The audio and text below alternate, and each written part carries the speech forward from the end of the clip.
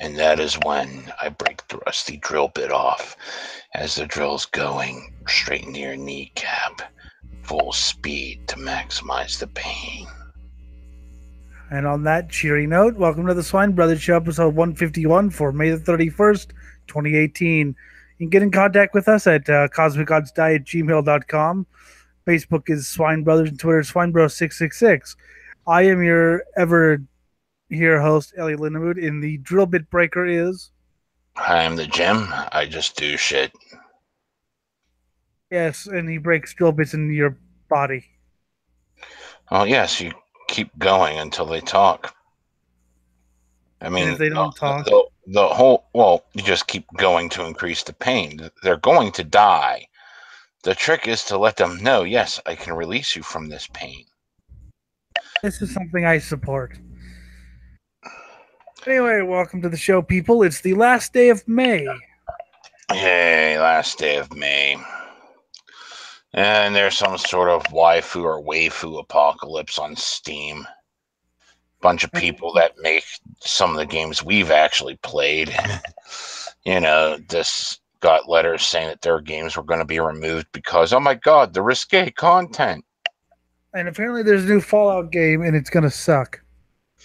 Oh, it's going to be an MMO. Yes, and nobody's happy about that. No. Because really the whole thing is to experience the desolation, and everyone loves the one-player perspective. Why you got to include all these other people? Well, I mean, in a way I get it, as in, it's just a new sort of, I guess, take on it, but still, it seems counterintuitive to the actual game. Yeah. Or it's supposed to be about the desolation instead of, let's, run around together. Which can be fun, but... Yeah. Anyway, speaking of desolation, what do you have for the clown show tonight? The clown show, he says. The clown show, he says. NoFX members joke about Las Vegas shootings. At least they were country fans. I concur. We're not the biggest fans of NoFX. I was, and I can listen to them, but they just don't do anything for me anymore. Although seeing them live is fun. Not so much for the music, just for the jokes. But yes, people are getting really butthurt about this. I think my first thing, remember that when that shooting in England happened maybe a year ago at the concert, and my first response was, well, I mean, less EDM fans. Mm-hmm. That was the first thought in my head. I wasn't trying to be mean or joking. It was just literally my thought. My first thought when I heard about the Vegas shooting is, why didn't they get the cunt singing? I think this making national tragedies sacred bullshit. It's just a great way to have more national tragedies as people get pissed off over the last ones and decide to shoot up a joint because it's somehow tangentially related to whatever whack job Waco led to Oklahoma City, and yeah, these national tragedies are what's doing it all. So we should show no fucking sacred tone to it. No, I mean, whatever. People die. Remember, 9/11 led to the Patriot Act, which led to Spectrum. That's two separate presidents there. People die every damn day. Mm-hmm. So, whatever. The more you cry about it, the less you're moving on with your life. Yeah. I mean, I've had friends die, and it sucks, but... And humor is the best way to deal with tragedy. Because then you're not letting the bastards who shot up the place have any power. We always joke that Johnny Puke would die trying to, extract a tape from his old cassette player in his car. Oh, yeah. NoFX have always been politically incorrect, but the band took a pretty serious step across the line of poor taste on Sunday in Las Vegas when they were cracking jokes about the Las Vegas shootings that took place in the city last year. Now, hang on a minute. NoFX is supposedly a punk band. When was punk ever about good taste? I mean, the Sex Pistols weren't good. G.G. Allen wasn't in good taste. Yeah, I know. Even the peace punks are filthy. Mm-hmm. I mean, But okay, everyone's got to be a member of polite society, according to Loudwire. okay. I heard a story. Okay, a band that I sort of like if they just get rid of their preaching, but whatever. They went to a squad in Italy. And he said, some of the guys aren't that bad. Here's where the peace punks live, and they went to a subsection of the basement, and there were all these like disheveled human things laying on blankets with lice crawling all over the place. And then they saw a bunch of buckets. This is where they shit in. Mm-hmm. Yeah. And these are the hippie punks. Yep, sounds about right. As seen on TMZ in the TMZ video above, vocalist Fat Mike ends a song telling punk rock bowling festival crowd, "We played a song about Muslims and we didn't get shot. Hooray!" That's great. Just a reminder that there are places where you would be shot by the government for making Muslim jokes. Just saying. But still. One of the band's other members chimed in, "I guess you guys only get shot in Las Vegas if you're in a country band." Bravo.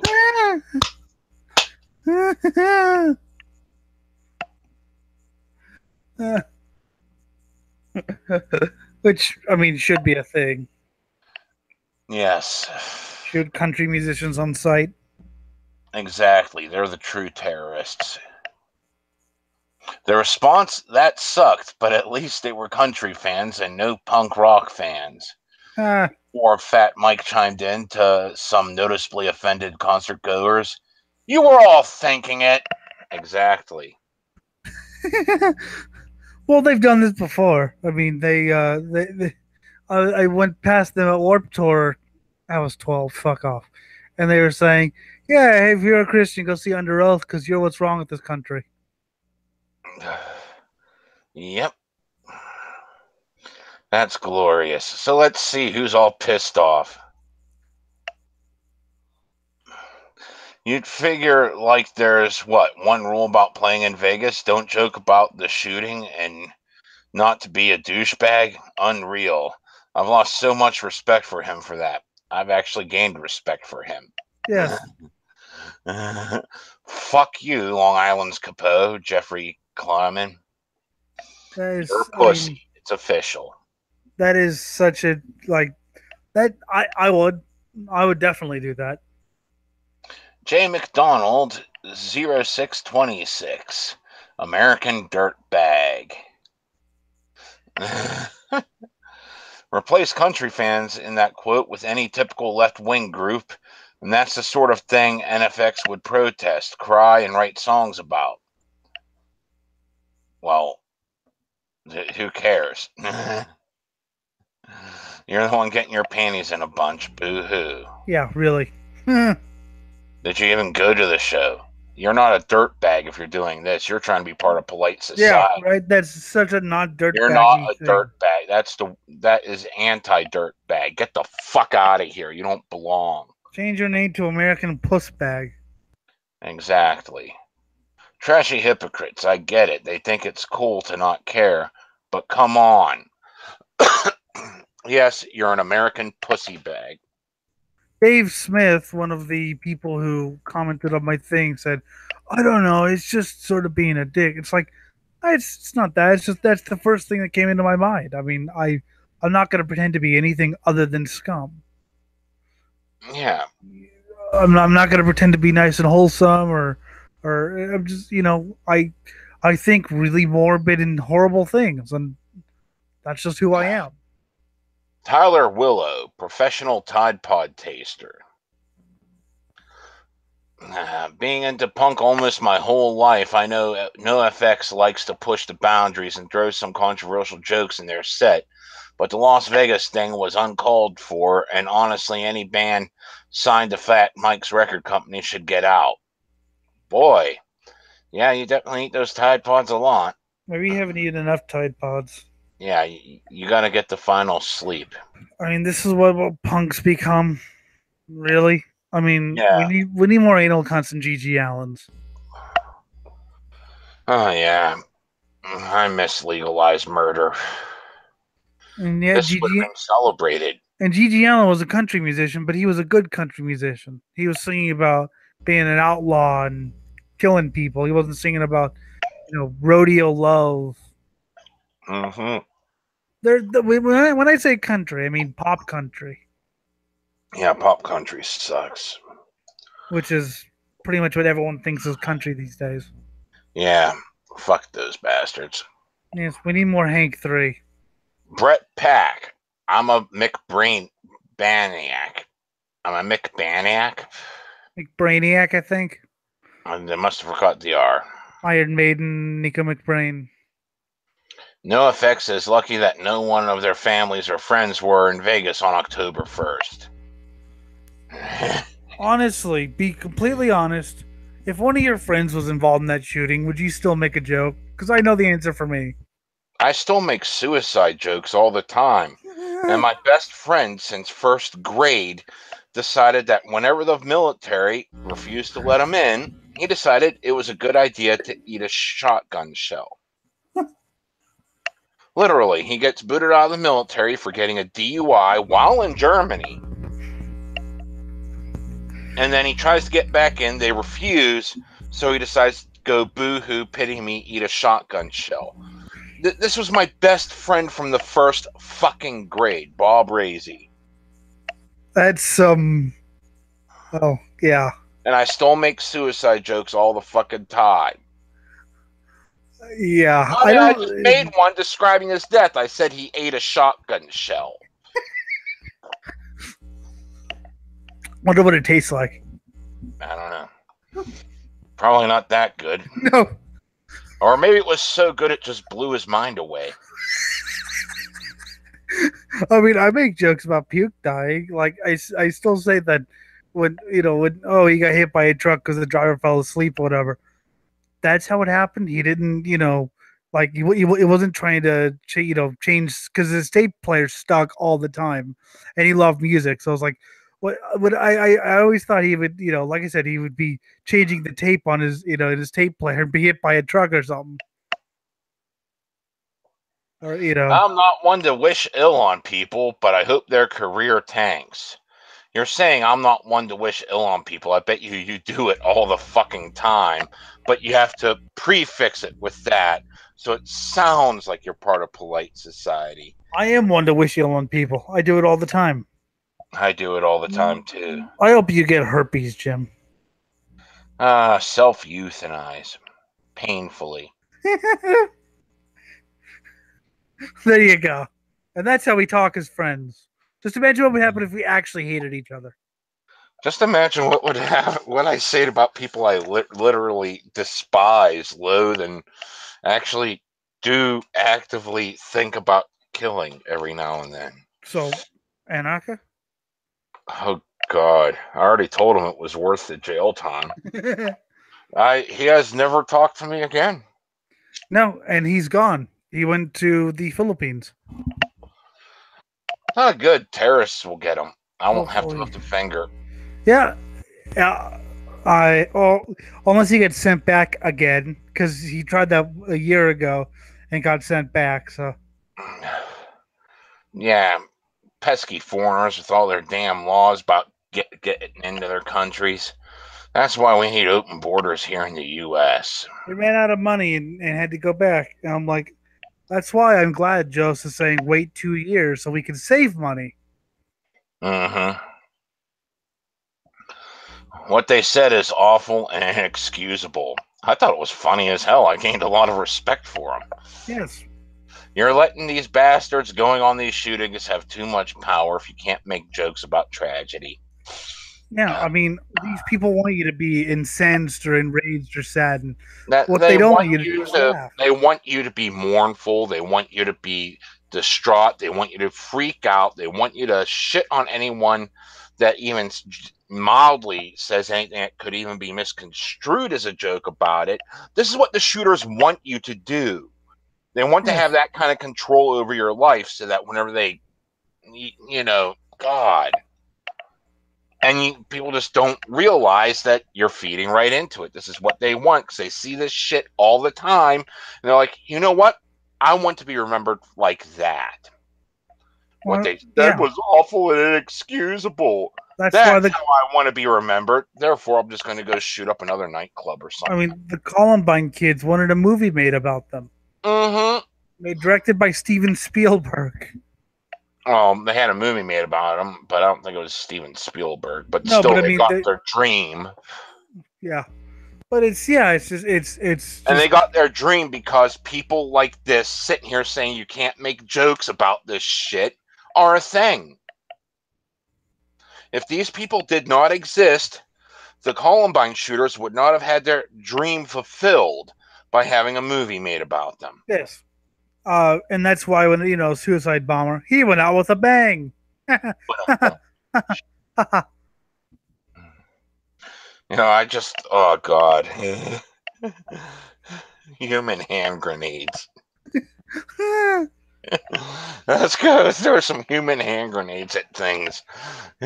In Russia, there was could you imagine if we had if we celebrated the 4th of July the way we do, but we decided to use suicide bombers instead?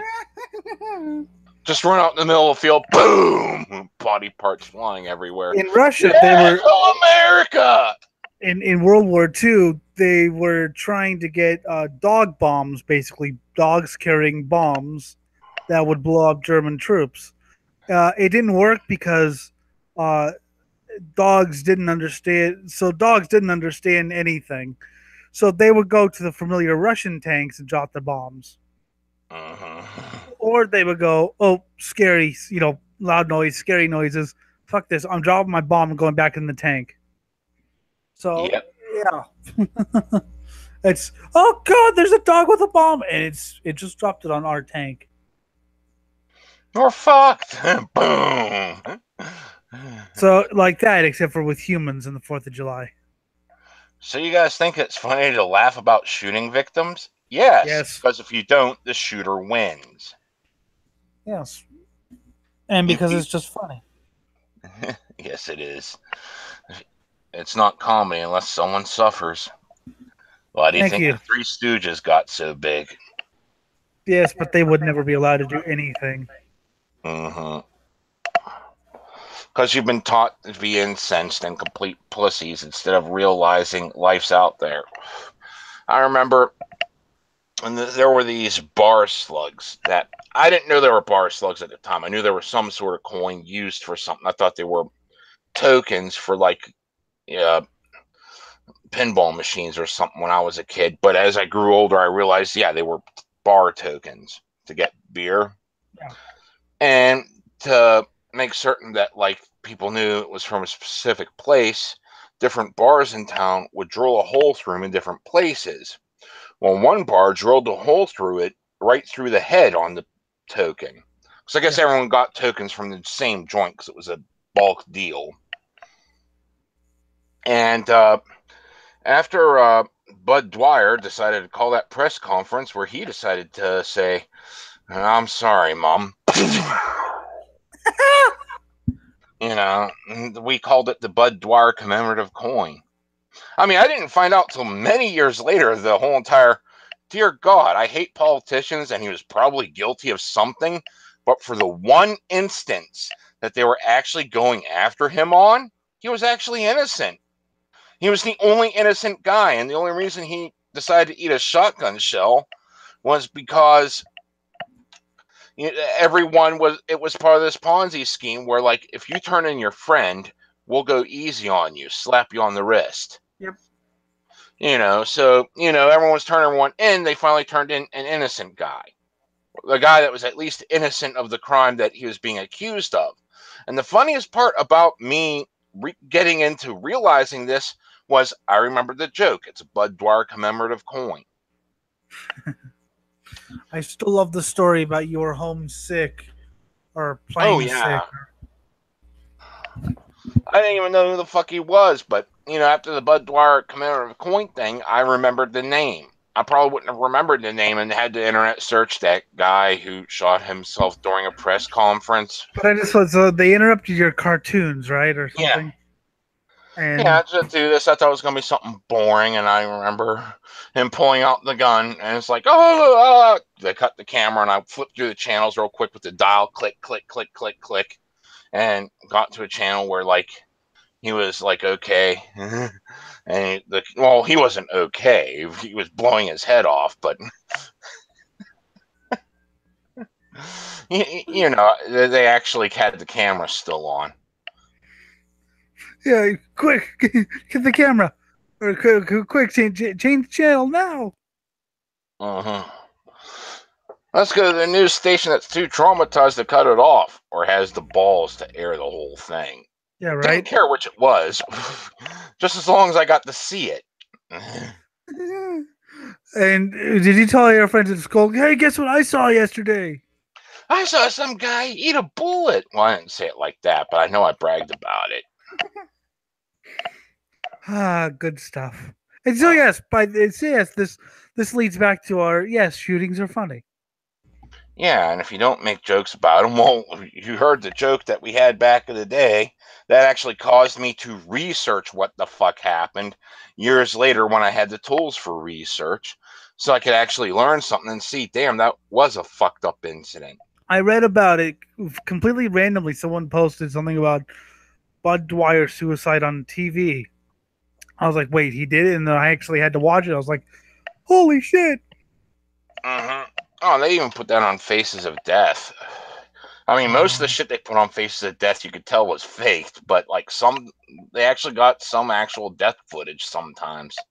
Oh yeah, and I saw an interesting documentary of Faces of Death where they admitted that it was fake, but still, Mm-hmm. it was an interesting. They made like 20 of them.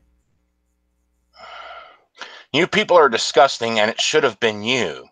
Aw, aren't you the special snowflake, Kim Lopes? It's a very nice thing to say. Mm-hmm. You're so much of a good, decent, kind person. That you're wishing death on people. Mm-hmm. Someone made a lighthearted joke and you're wishing death on them. Yeah. Meanwhile, we're complete monsters. We admit that. So, that's our card out. We're not saying we want to be part of your good hippie you love fest. That takes a special breed of scum to do that, actually. A special breed of scum to sit there and try to be part of a hippie love fest and still say you're disgusting people and it should have been you who was shot. Yeah, that is a special breed of scumbag. It's one not I a breed had of no respect for. Yes, it's not the cool scumbag. Uh-huh. I have no respect for those kinds of scumbags. No. Because they're hypocrites. As a longtime NoFX fan, it's time to delete all my music. Do it. Do it. They already got your money. That's what I love. Like, you'll hear about, like, I'm going to be smashing Metallica CDs tonight because they, Napster or whatever. It's like, or I'm going to be smashing Inquisition CDs because of the child porn thing, which I haven't heard anything about since it happened, although they got dropped from their label. And that happened months ago. And I'm just like, well, dude, like, what does it matter? My one buddy, he was huge into denying any Metallica after Burton's death. Yeah. Okay. He said that's not Metallica anymore. It's done. Which died. Is understandable. Okay, so so up till Puppets, he had, and that's all he wanted. The Napster thing happened. Guess whose library swelled to over 6,000 variants of different Metallica songs? He's like, I fucking hate the Black Album, but I got 16 different copies of it in different languages, and I got the live versions of this shit.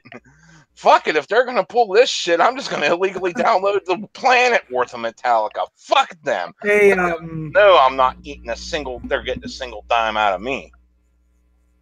Which I mean, I don't think anything after. Well, okay, Justice was okay, but Justice was their last album. Death Magnetic and the new one were decent or okay, but yeah. But there's a doom metal musician who posted videos of her, I guess now, because it used to be a guy, now it's a girl, I guess. Whatever. Um, Smashing Inquisition vinyl, and my response was, okay, who cares? You paid for it. You can do whatever you want when you're basically wasting money. It could be money that you bought 20 years ago, but you're still just wasting your own money. By all means, destroy it. Fucking morons. I could see if it was more of like some cult like thing where I must destroy to imbibe the chaos. Well, I mean, if it was like at a shop or whatever, and you stole it and destroyed it or something, I don't know. You see, that just my first Super Nintendo. We shoplifted it. I mean, it was brilliant too. It was back before they had everything behind glass cases. I pushed I reach up to look at one, flip it over a couple, put it back, and while I'm putting it back, I'm pushing it far enough back that the last one drops off the back shelf, and my buddy's waiting hands. And he took it to the back and started opening it, and I got in it. And I grabbed all the console itself because my pocket was big enough for it. He grabbed all the wires and shit, and like we took off with it. I mean, we made certain we were aware there were no cameras and everything because they were kind of noticeable at that Kmart. Yes. Before it became a Gabe's. And anyway, the entire reason I shoplifted it, even though I had the money to buy it, because the Looney Bin the Looney Bin got sued for overcharging me for my treatment, and we got money back. So my parents gave me something to play with. I had the money to buy it, but I opted to shoplift it instead because of one reason. They censored the original Mortal Kombat. Yes, I remember reading that. Yes. Yes. My friend ran a game store, and the way he dealt with, like, let's say people who would shoplift and stuff is he would put, like, let's say this was back in the days, like PlayStation 2s. He would put that stuff, like, blatantly out in, like, the open. But it would be the console would be perfect, but the disk drive wouldn't work. Nothing would work. And then he would plug in, and then he found controllers. Someone brought in I think it was either a controller or extension that would fry the console. Okay, and he put this thing on. He put the thing blatantly on display with no sign. He wasn't watching. Someone stole both the PlayStation and the controller. I think one person stole the controller or the extension. The other person stole the PlayStation 2. The one guy comes in with the PlayStation 2. This isn't working properly. Because the console was defective. The disk drive didn't work. The motor was broken. So, and he was like, "You idiot, you brought in a stolen thing." Then he started hearing reports about the evil extension frying consoles all around the city because some jackass stole it.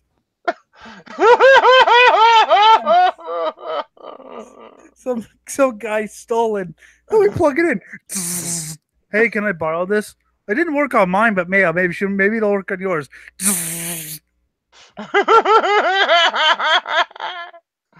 Glorious. I mean, that is a great way for anti-theft to happen. Just destroy the thieves' crap. They'll learn. And this is coming from an ex-thief. I love it. I would have learned me real quick. Don't rip off that joint again. I just and like I said, the guy literally went like I think he went to like 6 or 7 guys' houses trying to get. Why does this extension corrupt the games? Let's plug it into yours and see what happens. I miss that guy. He was smart, but God, the best part is I know the guy who stole the extension. I don't know the guy who stole the game, the console, although I met him once, but I know the guy who stole the extension. He was an idiot. and I even told him, like, way after the fact, it was like, you're going to rob him from that store? The guy's an evil genius. You know, the guy,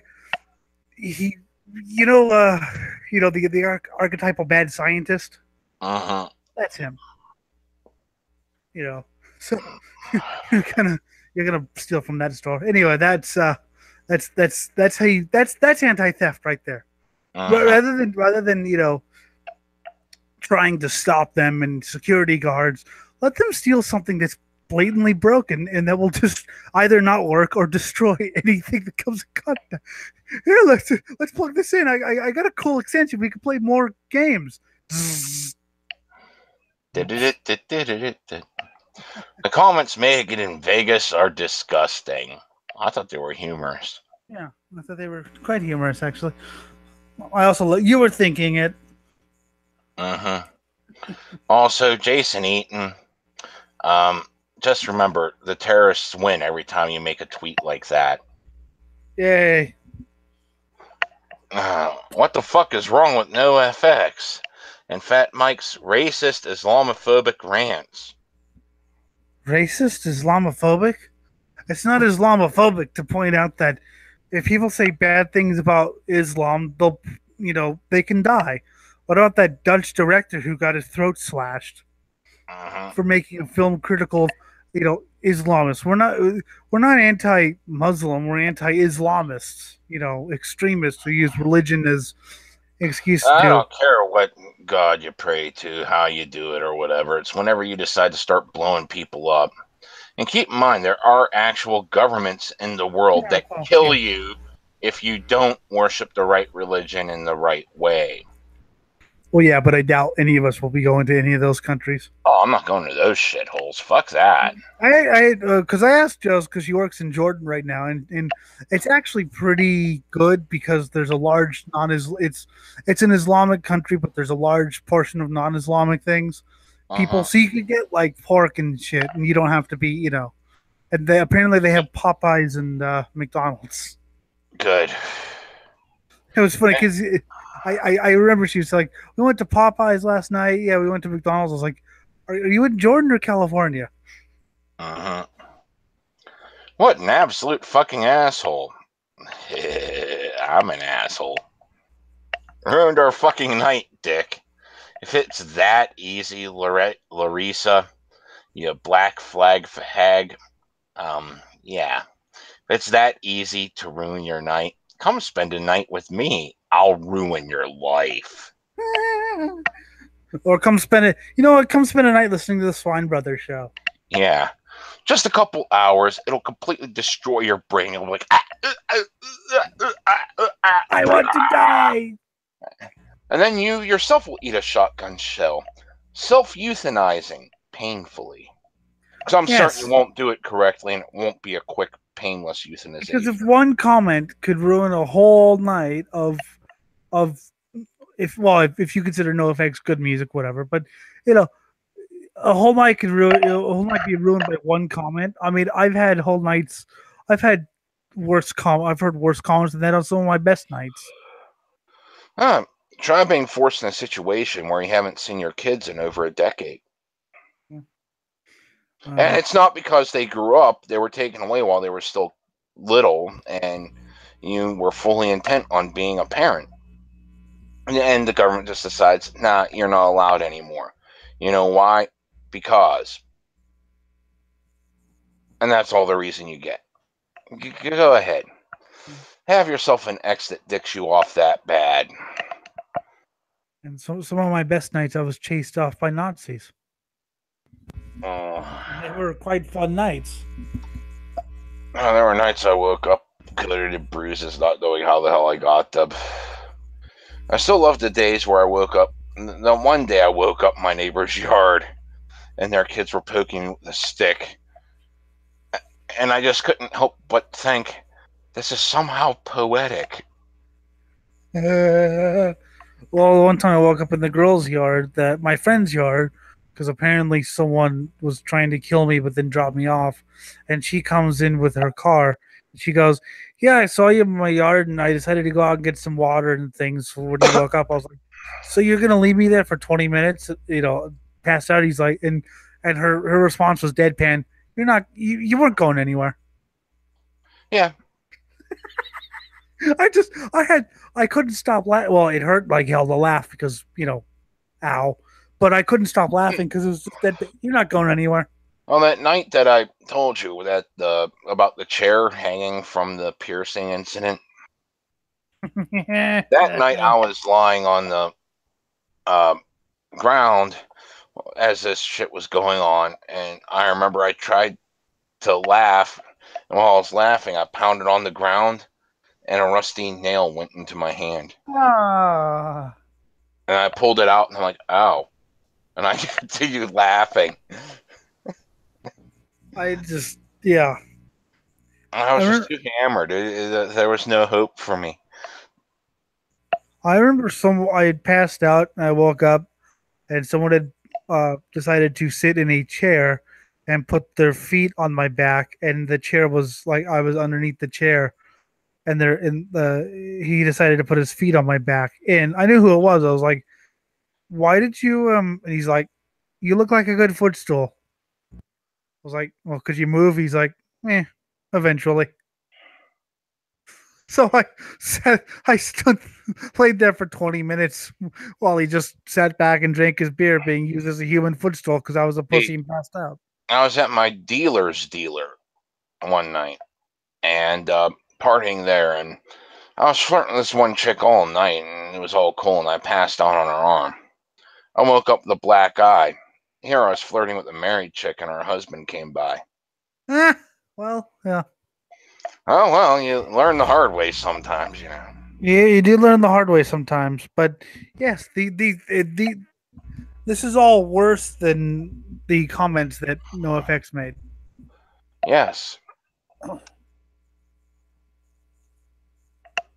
You guys are such pussies today. So easily offended by everything, both on the left and the right. Let's see what offends us. Lisa by Jack Chick was actually quite offensive. Yeah, that was kind of offensive. I mean, if you haven't read it, it even made me go. I mean, as the way Jim read it, I don't even remember if he live streamed it or not. But there are so many ways that could have ended with, and now I'm going to kill you, motherfucker. And it would have been an acceptable, happy ending. Which is what he should have done. I mean, that was like, it's I Scott. have a way to absolve you of sin. Bag. Yeah, right. Because it was just such a. Ugh. Like if I heard that, I think I would just like barge in and go, "Okay, you both are dead. Who wants to die first? You or the doctor? Mm-hmm. You for being a scumbag and him for being a scumbag enabler." Oh, yeah. And the 5-year-old little girl that has herpes. She could Yeah, have killed Daddy. she could have. And then the wife who's fucking beating her because she was molested as a kid. It's just, ugh. It was That's so true. vile. Jack Chick actually disowned it. Mm-hmm. 10 terrible metal albums by 10 brilliant metal bands. Okay, wait. Okay, 10 terrible metal albums by 10 brilliant metal bands. Okay, let's just 10 terrible metal Metal. albums. No, Keyword is brilliant metal. okay. Brilliant, Brilliant metal. brilliant metal. So forget this is forget metal for a second. Brilliant metal. Mm-hmm. Dum, dum, dum, dum. Even great artists are capable of producing tripe. Consistency in music is one of the most difficult things to maintain. Lineup alterations, interband turmoil, or just lack of imagination can cause things to stagnate from time to time. I see. I think there's a fine line between stagnation and consistency. Like Yeah, where you draw the line is sort of a matter of opinion. I mean, Deicide have stagnated in some people's minds, so have Cannibal Corpse. I think they're just consistent. same here. But you gotta be the pretentious shits whenever we're talking about metal injection. You have to be the I know everything about everything types to work at this rag. Yes. Whereas I spent 10 years absorbing, and I'm still absorbing, but and it's just funny because that's why I get respect from the old heads because I don't try to pretend like I know everything. Mm-hmm. Stagnation that even the greatest acts in the world can come across. Heavy metal is no different. You said the greatest acts in the world, so it has to be metal, right? Yeah. And I now mean, you're saying metal's no different, so the greatest acts in the world are not metal? it does not compute. That does not compute, and you're supposed to be metal injection. Yes. What pussies? Right there, you've just discounted yourself. You're not a metalhead. Greatest acts in the world, but metal is no different. I mean, I would argue that Iron Maiden is one of the greatest bands in the world of any genre. Uh-huh. I mean, they have that. I mean, they got big despite the fact that they've written sub 4 minute songs or whatever, but they've never really written a song for the radio if you think about it. Uh-huh. I mean, so a couple songs got picked up by the radio, but still, and now they rate 10-minute songs. For all the great stuff that's been produced over the decades, there also lurks some regrettable recordings in the genre's history. Yes, like everything after Justice from Metallica. Never mind. Anyway. Yeah. This even goes for some of the style's best groups, many of which have slipped up at some point in their timeline. Everything after Arise from Sepultura. Yeah. Okay, you like KSED, but No band can get it right every time, and that's what this list can attest to.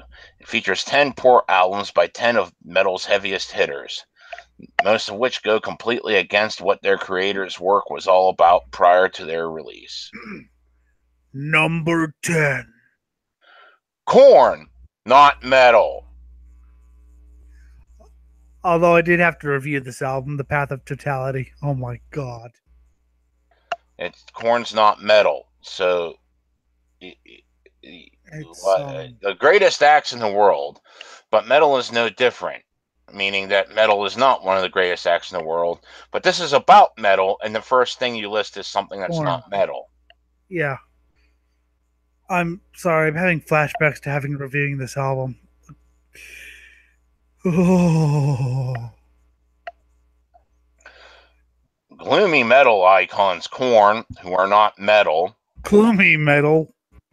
They're not even dad fucked me. Dude, it barely even qualifies as drinking music. It's just utter shit. I can't drink to it. I can't either, but I had to learn because I had friends that were into them. And I could drink to Disturbed. I mean, Disturbed is shit, but I can at least ignore them. Yeah.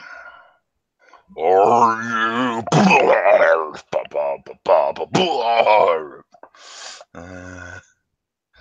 certainly lost their way. I don't even care about reading the rest of this. No, basically the album is Korn style mixed with dubstep. Oh, so they improved themselves. So it's actually a step up from traditional Korn. Okay. I wish I could say that was the truth, but it's actually, I'd honestly rather listen to the first album. Number 9, Fear Factory, Transgression.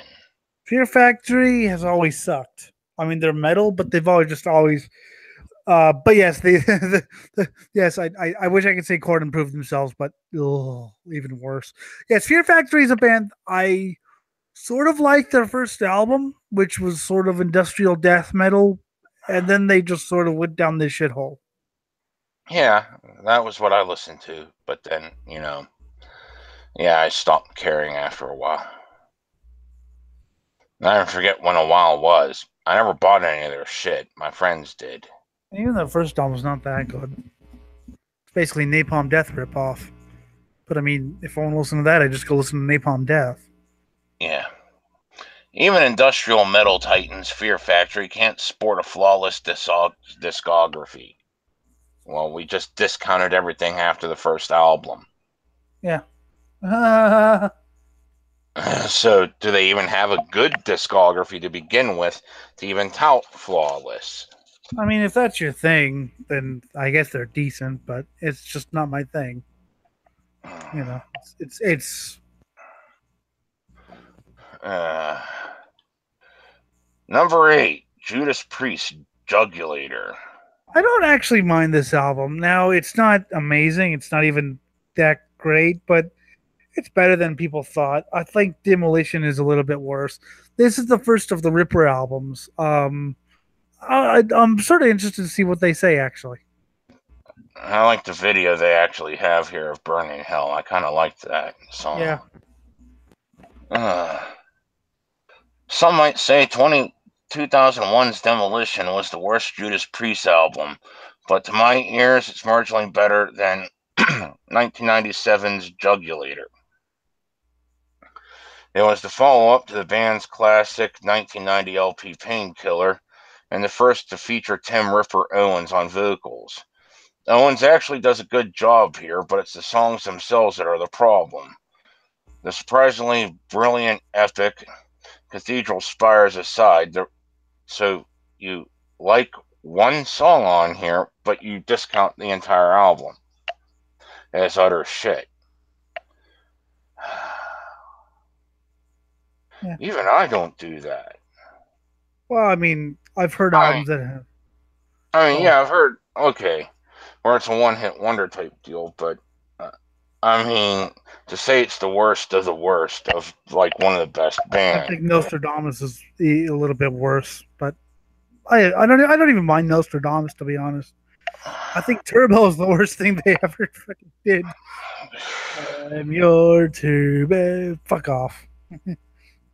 The rest of Jugulator falls into a rehashed slumber, searching for that special something that made classics like Breaking the Law and You've Got Another Thing Coming. I never really cared for You've Got Another Thing Coming. It's okay. I mean, Breaking the Law I like, but You've Got Another Thing Coming really wasn't like, what I thought of. I got over Breaking the Law a long time ago. I mean, I can listen to it, but it just doesn't do anything for me anymore. Like, it's Exciter and band and the albums. See, I have sort of a love-hate relationship with Priest, and I think when they stop fucking around and stop trying to be American and go for the radio hits, like Living After Midnight, and when they actually get down to like some serious metal, they were untouchable. The problem with Priest is they tried too hard to go into the we're going to be a party hard rock band. So sort of an identity crisis. Are we a party band or are we a serious band? Iron Maiden never gave a shit. Just made music for whatever. Yeah, Iron Maiden did what they did. Well, Priest tried a little too hard to get into the... My problem with Jugulator is it gets a little too into the groovy thrash thing. It sort of grooves along at half step for most of its run, and well, to quote a review title, Thugulator. But it's not a bad album. I mean, it's okay for groove. Electric Eye. Classic. Can't even argue with that. Such enthralling pieces of music. Sadly, they fail to recreate it on this forgettable endeavor. Yeah, it's not one of their best. It's not one of their best, but come on. I don't think it's one of the worst. For someone that just started off with like a completely this is not metal album, And I can even get into a couple songs on Turbo. I mean, it's not great, but it's decent drinking music, I guess. Number 7, Pantera, Metal Magic. Which is this album we're supposed to be reviewing. And to the person who keeps asking about that, we will review albums one day. Yeah. Because there's someone who actually does ask about that quite a lot. Okay, fine. I'll get on it. I got a week off coming. We'll do something then. This is Pantera's first album, of course. And I actually like this album. I mean, it's not one of my all-time favorites, but I like the cheesy feel. It's just like so like fucking glam rock cheesy. I'll be honest, it is a hilarious album. Like I don't hate it like I hate like say Poison or whatever, just because they play it so straight. It's played completely straight, but there's just something so. You say cheesy. I'll go for another word. Cute. It's a cute album. It is a cute album. It's because they're young guys and they take it so seriously, and yet, I mean, musically, it's not good. let's be brutally honest here. Musically, Yeah. but there's just something cute about it. It's just these young guys who play the glam cliches completely fucking straight. Uh-huh. I mean, okay, off topic, I know, but I've always thought that the best comedy, like, let's say if I was ever going to play Willy Wonka and the Chocolate Factory, okay, Uh-huh. Johnny Depp played it as a complete fucking weirdo. I would play Willy Wonka completely straightforward as someone who's been secluded for so long that all this weird shit that's happening is like he doesn't even bother explaining it or just yeah, there's a chocolate waterfall and there's orange guys and whatever because he's so used to it. It's complete. So he plays it completely straight, whereas all the other guys are like, "What the See, I find that to be the best, and that's why this album is comedy gold. Uh-huh. Musically, it's shit, but it's amazing. Yeah. Remember when Pantera were a glam metal band? Yes. Before they were crushing the skulls and taking names later. No, So different, varying effect. I am not a Pantera fan. I like some of their shit. I will say this: Power Metal is a fucking great album. Uh-huh. But yeah, Metal Magic. I mean, I don't hate it. Like I make fun of it, but I find it like sort of weirdly endearing. The no nonsense. They were nothing but nonsense. If you ever paid attention in their stage act, whenever they were doing shit for like, oh hell, what was it? Far Beyond Driven, that tour. That's when I saw them a couple times. Just because they were with Sabbath, Yeah, whenever they did the Ozfest thing, and then they yeah, recorded Sabbath a second time. That, like shortly after. yeah. It was complete nonsense. They were like, I have a little bit of respect for Anselmo just because he's more in the underground than say Vinny and Terry or Vinny and Daryl were. Uh-huh. But yeah, they were. Mm. And this no nonsense four piece began life as a Van Halen esque hair band. It's certainly a far cry from what they evolved into. And the debut album, Metal Magic, is a perfect example of changing for the better. See, I mean, okay, so hmm, what makes the album stand out as say Poison or whatever, it wasn't a big band that was made by the labels to sell power ballad. These were just four guys who knew absolutely nothing about music and were just trying to make an album. And that's why, like I said, there's something weirdly endearing about it. Uh-huh. It's I mean, it's almost charming, especially the power ballad. I laugh so hard. You're the biggest part of me. Dimebag Darrell's supreme guitar work comes through, but those songs are so cookie cutter that even he can't undo the damage. Well, that's the thing. It's completely cookie cutter, but rather than Steel Panther, who plays it for laughs, it's played completely straight, and that's what makes it funny. Number 6, Machine Head Supercharger. I mean, the only album of Machine Head I could even recommend is the first album, and that if you like groove, you'll like it. If you don't, you won't. I could tolerate it, but that's about it. Supercharge is the second of the new metal albums. I think it's worse than the. I think it's better than the Burning Red, but hey, whatever. Or the Burning Turd, as I call it. Yay, which is Machine Head summed up in, it should be their actual band name, The Burning Turd. The Burning Turd, yes. I can't believe Rob Flynn used to be in a good band. Number 5, Morbid Angel, the Eye album. Which has 4 songs I can at least get into, and the rest are shite, and then there's Radical. Marilyn Manson. God, no. No. That wasn't even the song that I was introduced to. So I was sort of a newbie when it came to Morbid Angel. The only thing I had was the Thy Kingdom Come EP. It was released in '87 on Eric Keller's Off the Disc record. It featured Thy Kingdom, two demo tracks from an '87 demo, Thy Kingdom Come and Abominations. And I love that. Like I love that demo. Still, I will still listen to it almost You know daily. that my original leather jacket back when I first got into metal, and my buddy paint this huge thing on the back. There was this orb showing a castle in hell, and we looked up like actual like Latin and mixed in some what's it called Hebrew with it to have the words spell out "Thy kingdom come" on the base, and then we wrote in English with dripping blood above it, "Thy kingdom come" above it. Nice. So ah. So I had that EP thanks to Good Bad Music, and I listened to it almost daily, and I still do to this day.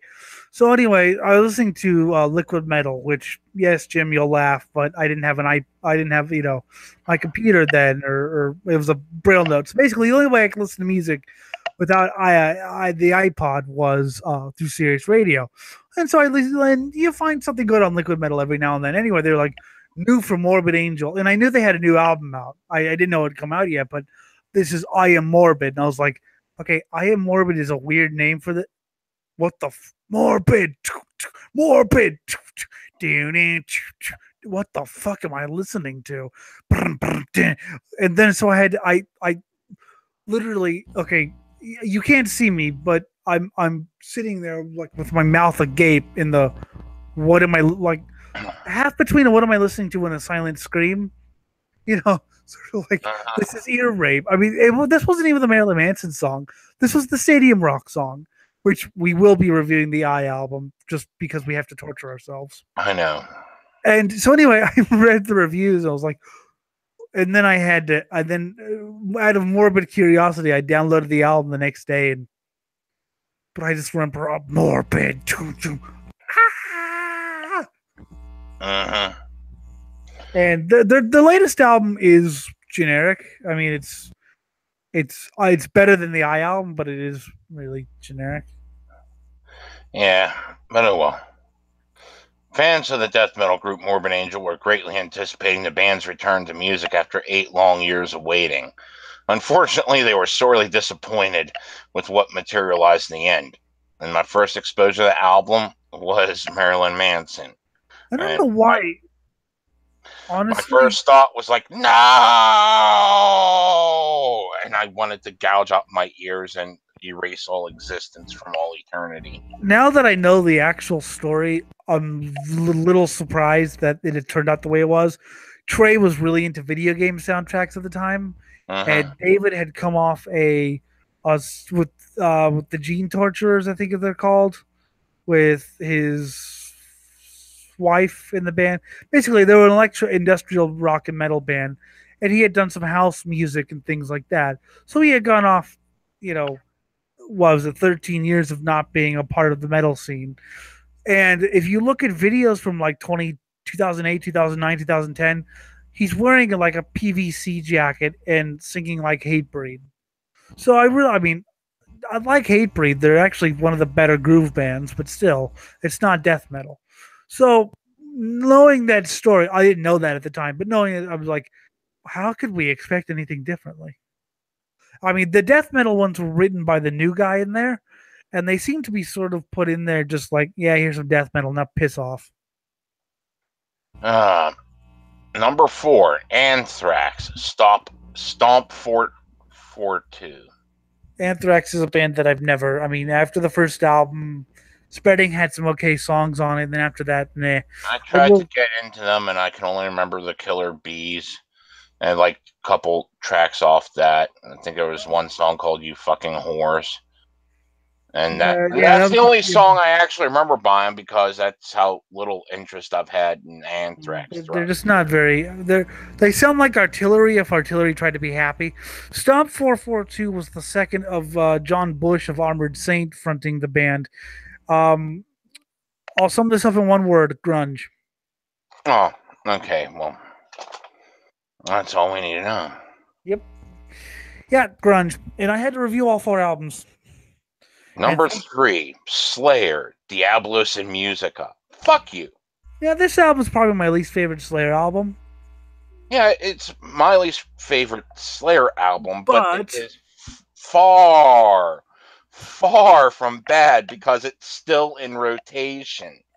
I mean, they can groove. I mean, Slayer could write good groove songs. Yeah, and this is the proof.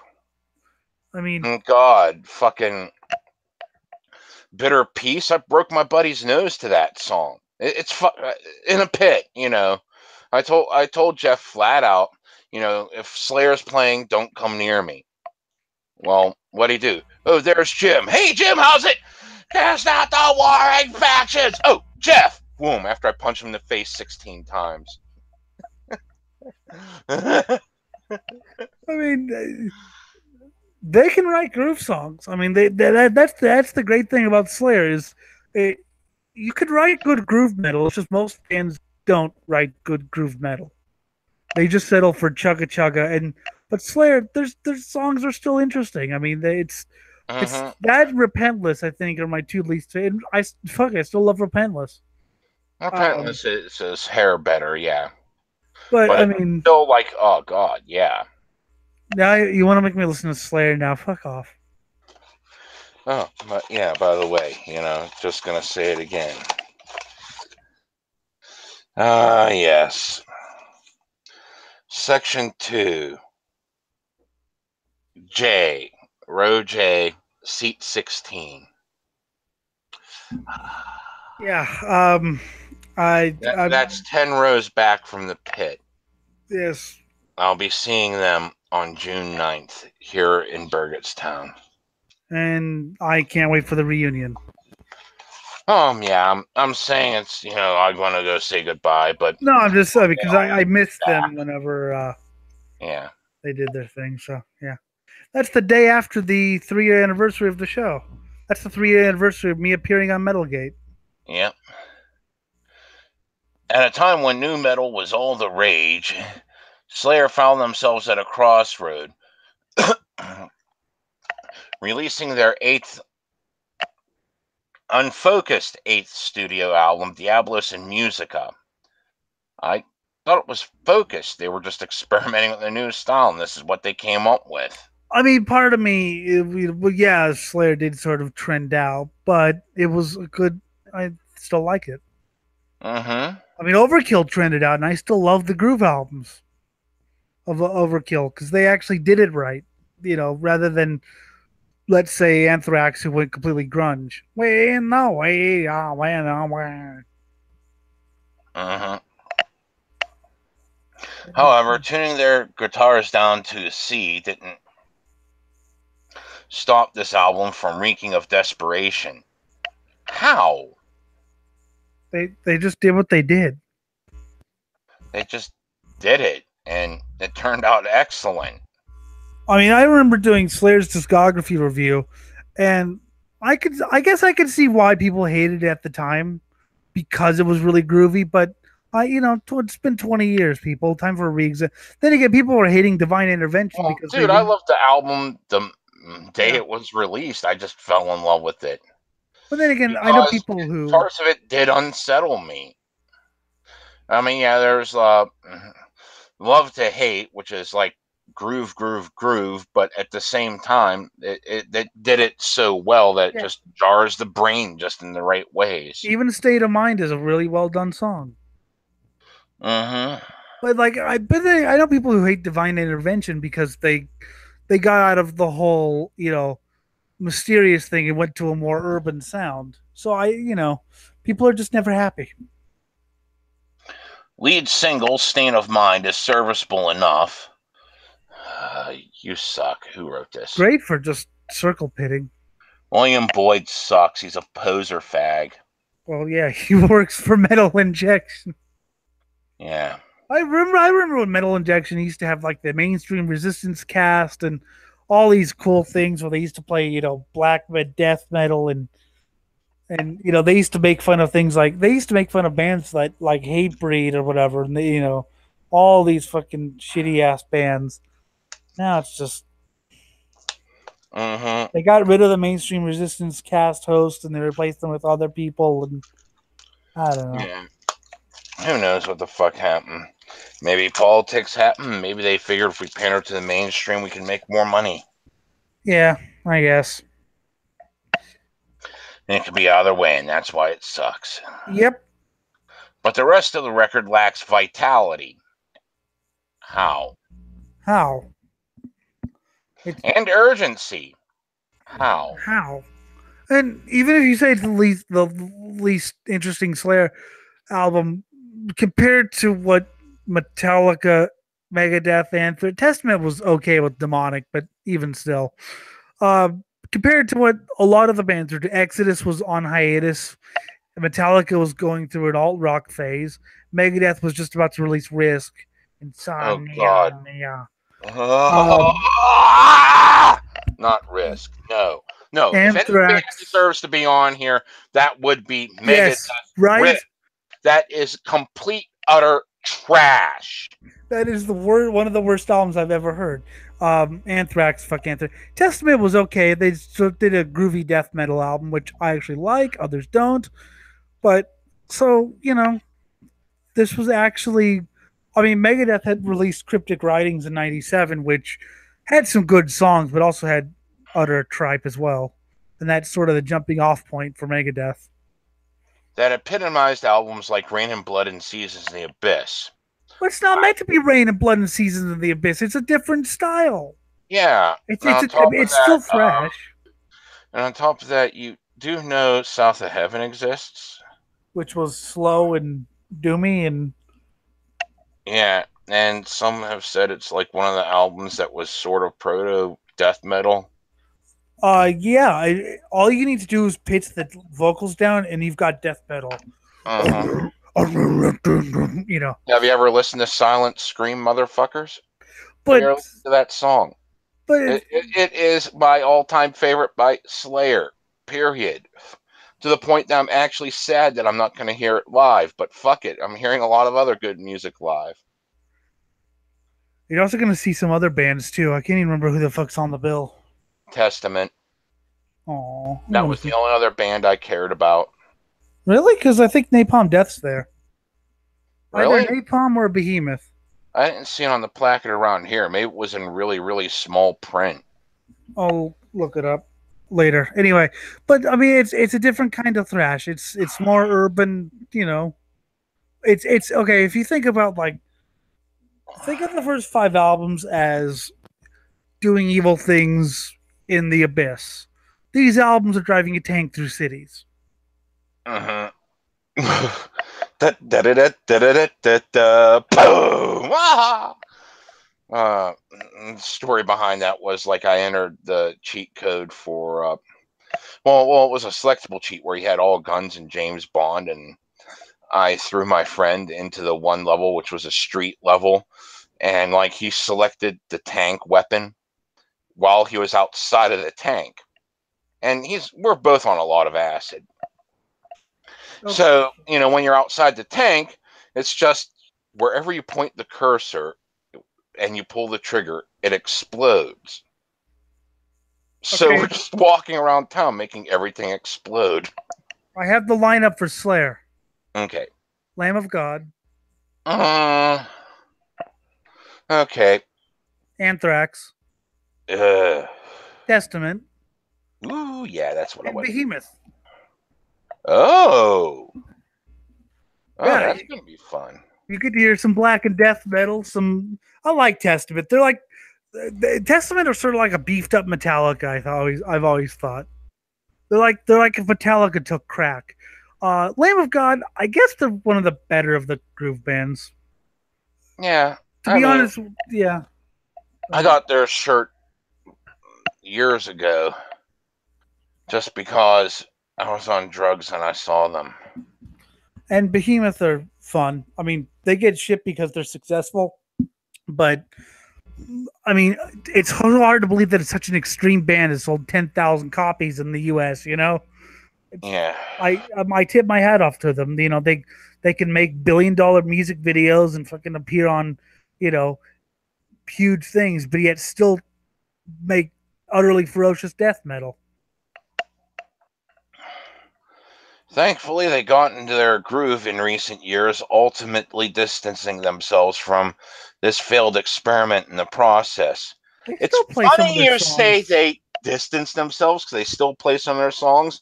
In fact, the chatter I heard was they're playing one song off this album live. Yeah, they still play songs like yeah. What the fuck? I don't. I mean, They I didn't know distance themselves from it at all. that's what I like about They know what Slayer. their popular shit is, and they go for more shit off those albums.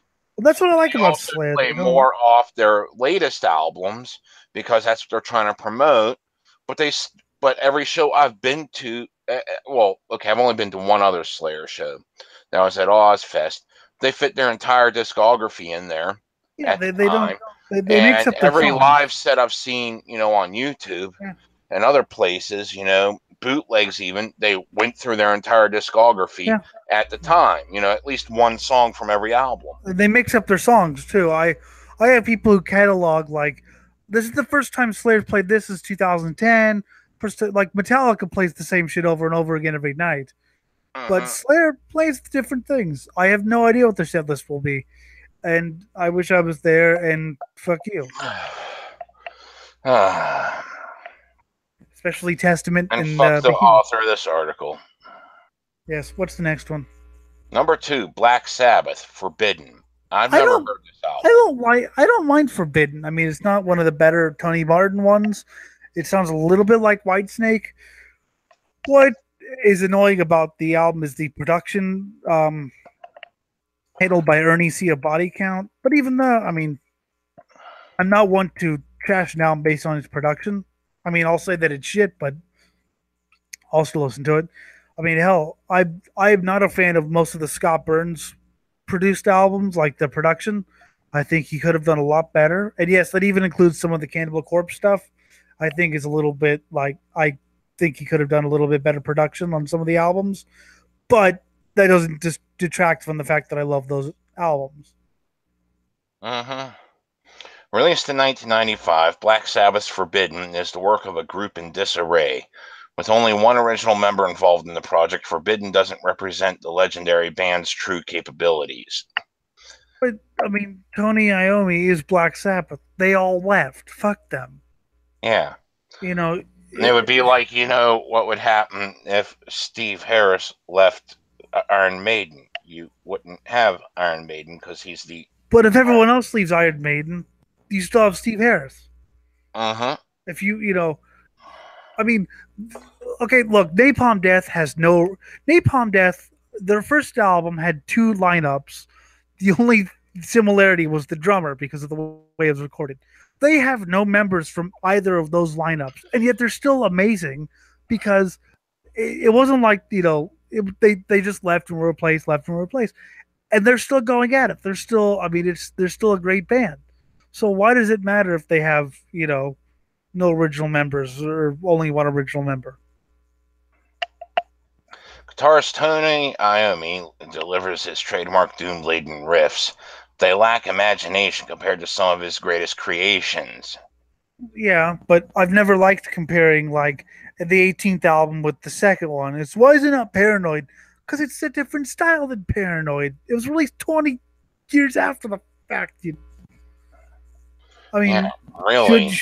should we just like 13, which they probably consider one of the best? I consider should worthy of this list was a retread of Black Sabbath and Paranoid, which is I fine, mean, except the fact that I've already heard Black should Sabbath. I compare Diablos and Musica to fucking South of Heaven?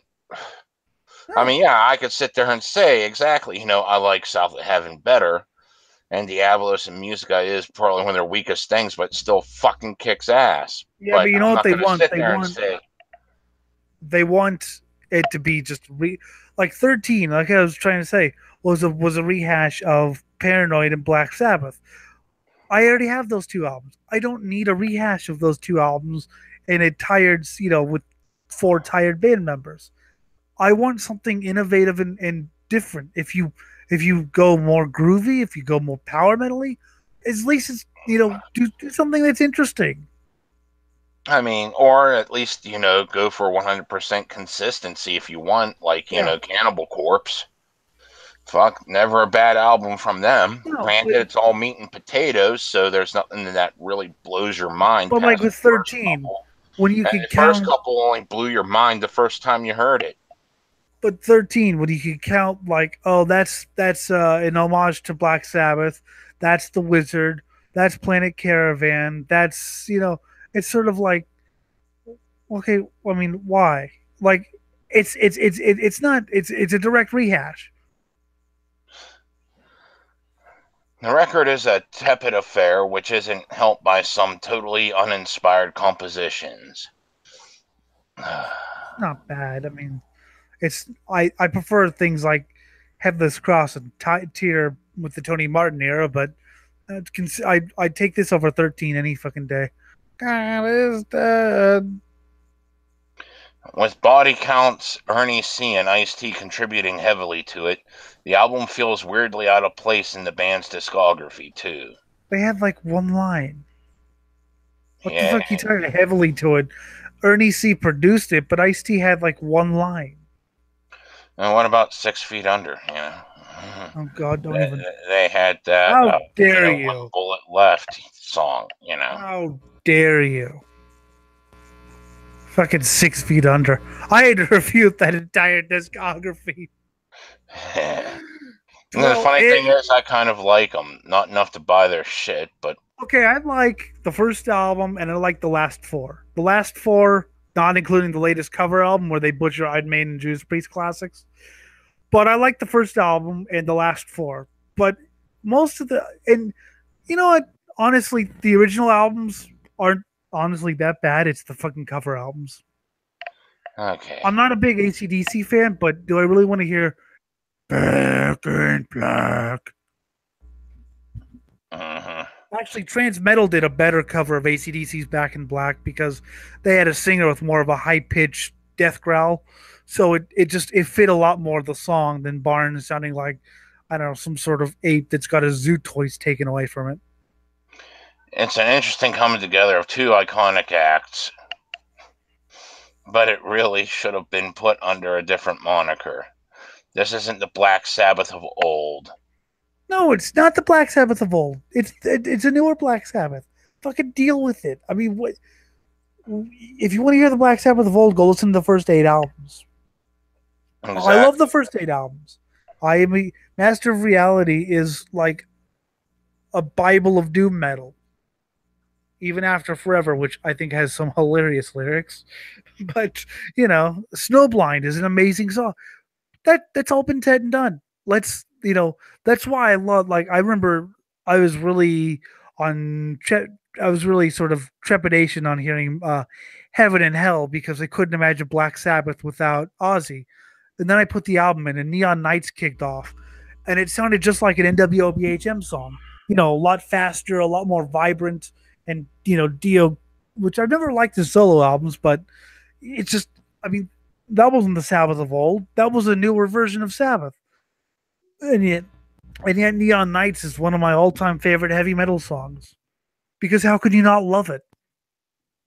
I mean, it is just such a, the title track and Children of the Sea, all those songs are good, but they don't sound like Ozzy Sabbath. And yes, I know people who say, no Ozzy, no Sabbath. Fuck you. Exactly. And what's number one? Iron Maiden Virtual 11. Which is probably my least favorite of the Maiden albums, but I still like it. I only listened to it about like 5 or 6 times. I liked it. I just, don't find it in frequent rotation. But I don't think it's an album for frequent rotation, to be honest. It's not really meant to be one. But I like it, nonetheless. I mean, I could give you a list of fucking Risk, the Black Album, Saint Anger, Load, Reload. What are we, 5? That's 5 right there. With falsetto extraordinaire Bruce Dickinson out of the equation, substitute vocalist Baze Bailey led the charge on the group's 11th studio album, Virtual 11, named to coincide with the FIFA World Cup that year, as well as to promote their video game Ed Hunter, the first sign that all is not well with this recording. I actually know someone who has Ed Hunter. I haven't heard of it, so that's odd because I usually kept. Well, of course, this is back in 2000 or so, yeah, or 1998. yeah. Back then, I was into way too many drugs to keep up with shit. Virtual 11 is one of the most uninspired. Really? I mean, it's different. I mean, if you're expecting Number of the Beast, you're not going to get it. Yeah. It's Albums by a great band that you'll ever likely to hear. It's bland, lifeless. No, I disagree with both of those. Honestly, it's not even really it's a metal album, but it's more of a progressive album. Yeah. And it's utterly devoid of any satisfying cuts. Avoid. Fuck you. I don't know, but I do wish they would have put that not album single that they released, and I think it was '96. I wish they would have put that on one of their Blaze Bailey albums because that's such a good song. I can't remember the name of it right now because my brain's fucked. But I think it's a good album. I mean, okay, so the thing about Blaze is he doesn't have the voice for the higher pitched things. That's not his fault. Should Maiden have picked a different vocalist? Then you could debate that later. We can debate that until the cows come home. But the fact is, they picked a guy, and I think he did a great job. But consider what Bruce Dickinson was making around the time. I love Bruce Dickinson. Okay, I'm a huge fan of Bruce Dickinson. I respect the hell out of the guy, and he seems like a stand-up guy. But Shoot All the Clowns and Balls to Picasso and Tattooed Millionaire sucked. They were boring radio rock. Like, as someone said, it's great that you can go out of your comfort zone, Bruce, but why do the results have to suck? Like, later on, Accident of Birth, and he later got back to his heavy metal roots. Actually, his later solo stuff is really good, but consider his like early solo shit was going on at the same time, and it sucked. Shoot all the clowns. Oh, fuck off. Porn leads to school shootings, GOP Congresswoman says. Listening to Shoot All the Clowns leads to school shootings. And I had to review the Bruce Dickinson discography. I don't know. The more I was selling my father's porn, the less we were shoplifting. Yes, but shoplifting is in school shootings, is it?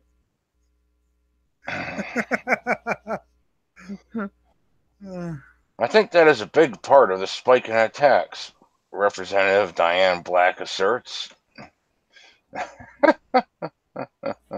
I love watching porn. I'm gonna go shoot up the school now.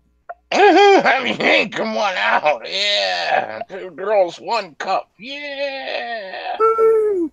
2 she-males, 1 cub. Or midget, whatever it was. Who cares? It's disgusting for my dad's porn collection. Or I swear he had to have some shit there that really needed burnt. Yes, but come on. The stories are amazing. Oh, yeah. But yeah, most of it should have been burnt. Does anyone know what kind of porn Representative Diane Black, Republican from Tennessee, is watching? I don't know, but I want some. I want some of that porn. If it's going to make me say, yeah, I'm going to light up a school, it's going to be so fun. That's a brand new fetish I have never heard of. Oh, this is wonderful.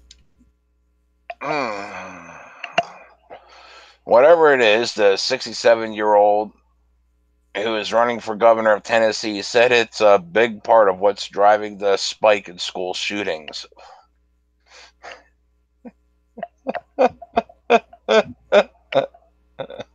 Okay. Oh, God. With our neutered fucking children of today. Yeah. Well, I mean, a couple generations longer, I'm pretty sure that'll actually happen because they get so stimulated they don't know what to do. Exactly. Because, oh my God, someone in real life. Yeah, which is sad. Granted, I have imaginary online friends, but it's only because geography and time and distance sucks. Or you're just psychotic listening to the voices in your head. You never know. Well, yeah, that could be it. In which case, that scares me. During a meeting last week with local pastors, Black raised the issue of gun violence in schools and why it keeps happening. Pornography, she said. Pornography is killing our kids.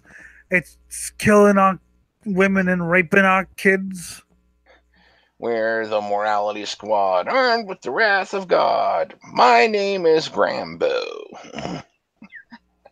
Bestial anal butt sex. And people think Guar's. I don't get non-Guar fans unless they just don't listen to the music. But whatever. Yeah. And it's available on the shelf when you walk into the grocery store. Wait. What grocery store are you in where pornography is available on the shelf? Dude, I mean, you have to really know what you're looking for to even get the soft core they're still wearing bras and panties shit when you walk into the sleaziest of fucking convenience stores. But go to I don't know what the fuck markets you have at the mid with Pennsylvania, Ralph's or whatever. You'll find like G-rated movies. That's it. Yeah, you go into fucking Giant Eagle and shit. Wow. Family friendly crap. What are you talking about? I think the problem is there's a lack of porn. A general lack for the kids to get access to in the grocery store. If we put porn in the grocery store and they shoplifted it, they wouldn't be going on school shootings because they'd be too busy rubbing one out. Vote for Jim.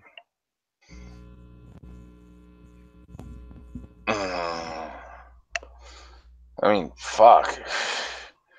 It used to be on the highest shelf in the store. I was the only one that could reach it to shoplift it. And whenever we went to the bookstores back in the day, and it was all encased in this black sleeve that you didn't even know what it was aside from the title and the month. Yeah, like I said, vote for Jim. Even know what was in there, you know. So you basically were just. This was back in early 90s, whenever this shit was okay, before the morality squad decided to burn everything. And now look, it's on the rise after you burnt all the vices. We can't smoke anymore. We can't fucking feed kids beer. We can't fucking go out and fucking piss in the middle of the woods anymore. You take all this shit away, and now violence is on the rise.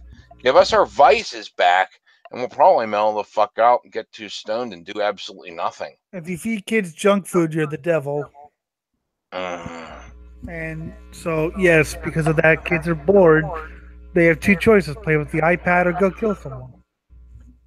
Yeah, you have to reach up to get it, but there's pornography there. That was ages ago. Yes, that was before my time. I mean, unless you consider before Elliot was born. Unless you consider fucking Playboy pornography, it's not really. I mean, it's funny. I actually know people who read Playboy for the articles, and when I say read for the articles, I mean they're way beyond what any like pictures. They're so far beyond the Playboy picture thing that they literally read it for the articles, and then they go back to their fucking midget porn. Yeah, exactly. I remember the Pennsylvania Family Connection. Okay.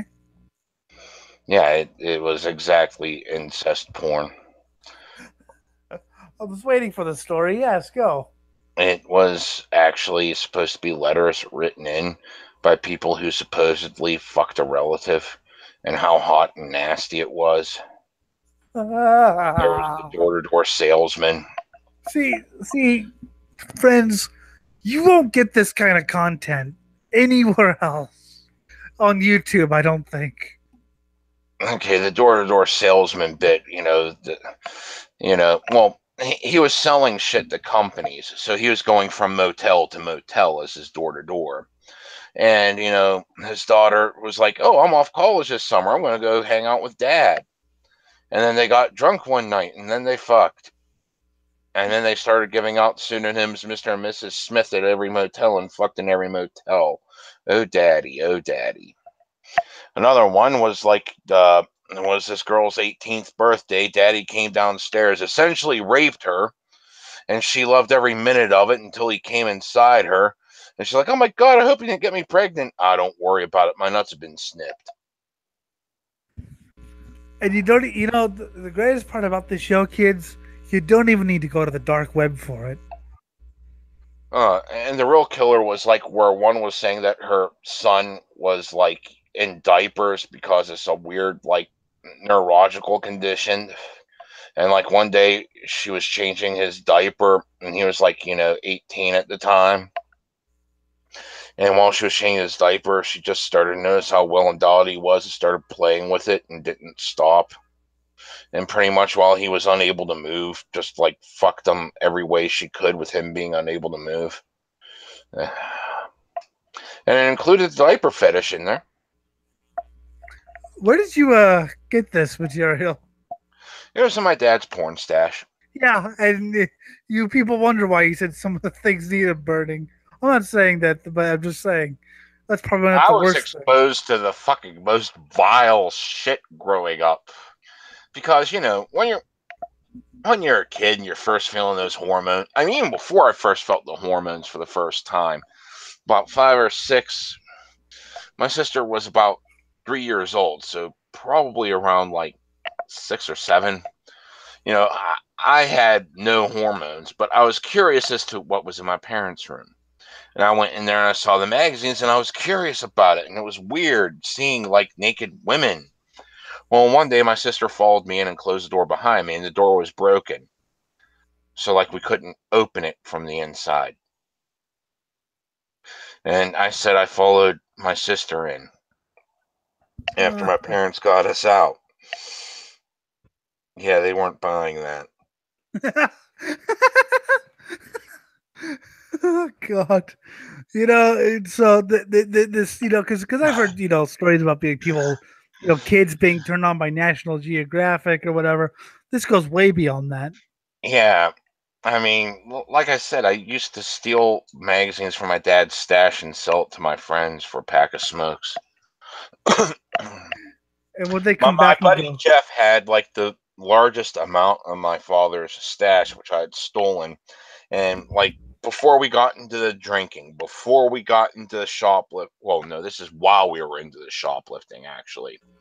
While we were into the shoplifting, before we got into the drinking, before we got into the drugs, we would just hang out and he'd start plopping in the porn movies I stole from VHS, off of VHS, and like break out the porno mags while a bunch of guys are there and everyone's getting all turned on. And I think I was the only person smart enough during these events, to go to the bathroom, rub one out while looking at a magazine, then return.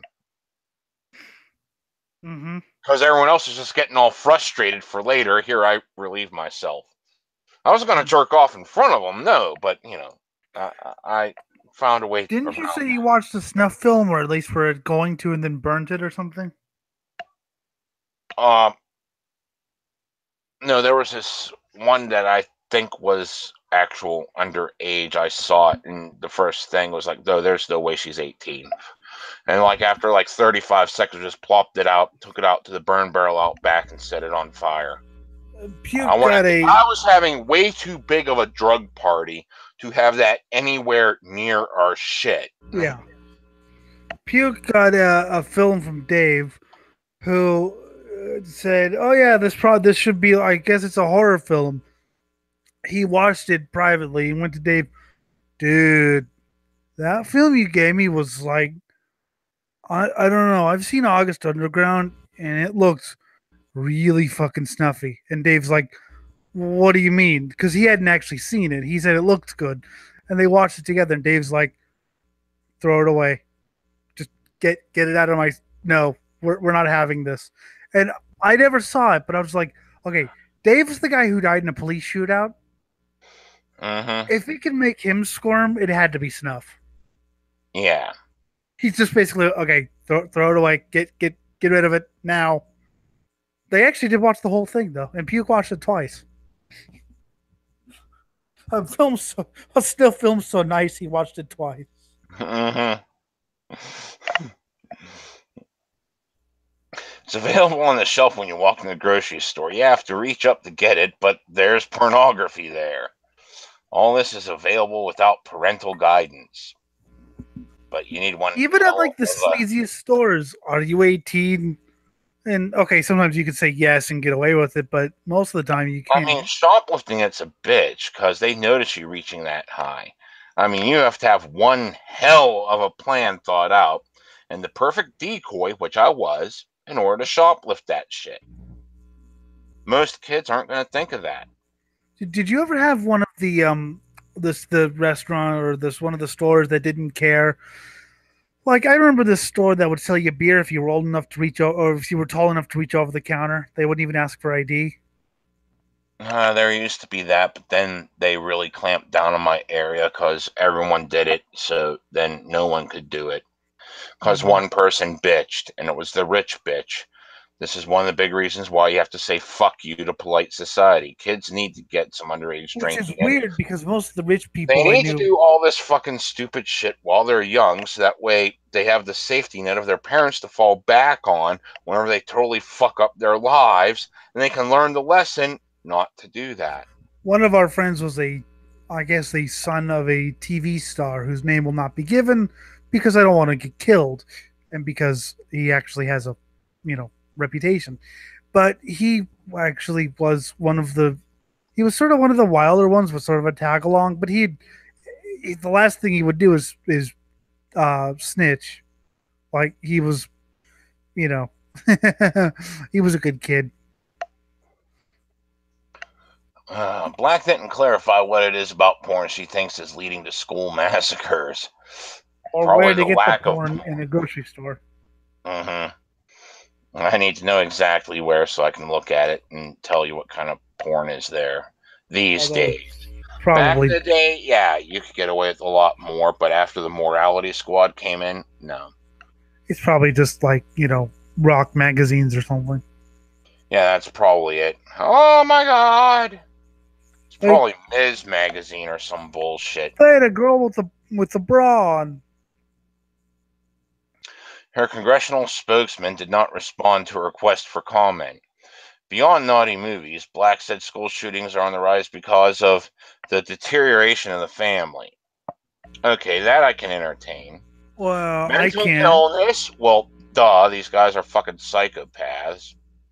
I can't because I knew people from fucking amazing families and who, were loving and who were together and who turned out to be psychos.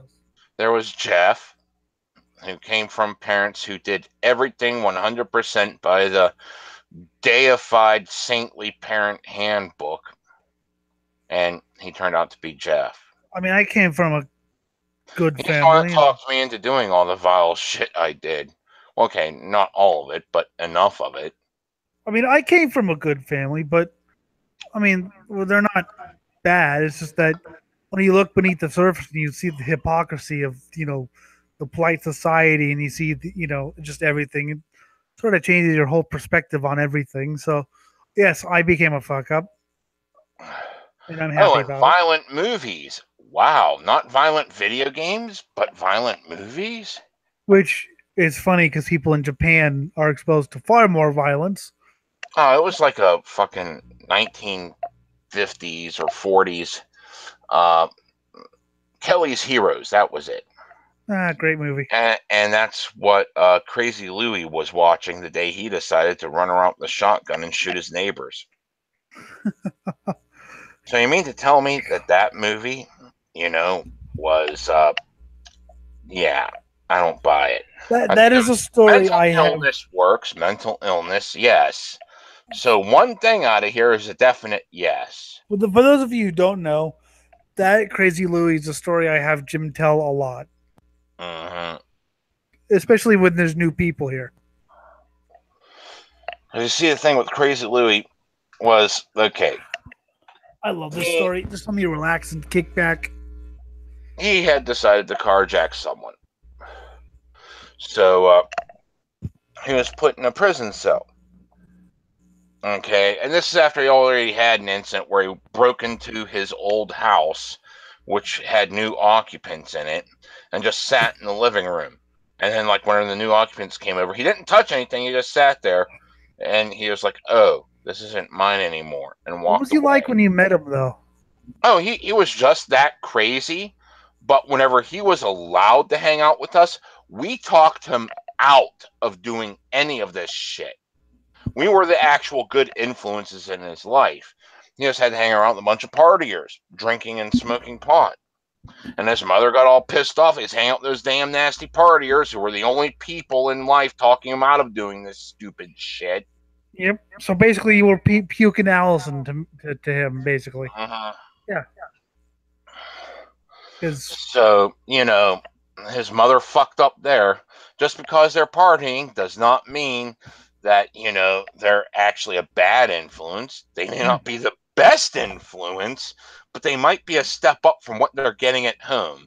Because I was what happened while he was in the prison holding cell awaiting trial was he set fire to his mattress. No reason, just bored. So after that, the judge said ship him off to the loony bin. So he goes to the loony bin for a few months. And he gets out. Doctors say he still needs treatment and all this shit. And to celebrate the fact that he got out of a mental institution, what his mother did was buy him a shotgun. Oh my God. You graduated the loony bin. Good for you. Yeah, just ignore the fact that they said he needed more extensive treatment as outpatient. Here's a shotgun.